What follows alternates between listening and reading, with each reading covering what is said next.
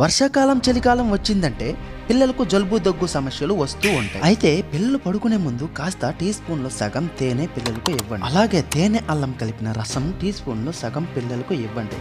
ఈ రసం ఎక్కువ మోతాదులో మాత్రం ఇవ్వకండి, అంటే కొంచెం కొంచెం ఇవ్వండి. 18 సంవత్సరాలు దాటిన వాళ్ళు ఎక్కువ తాగినా ఏమీ కాదు, కానీ పిల్లలకు మాత్రం తక్కువగానే ఇవ్వాలి. అండ్ అలాగే పాలల్లో పసుపు వేసుకుని తాగితే జలుబు దగ్గు సమస్యలు తగ్గుతాయి. పసుపులో యాంటీ ఆక్సిడెంట్ గుణాలు ఉంటాయి. ఇవి బాడీలోని ఇన్ఫెక్షన్స్ తో పోరాడతాయి.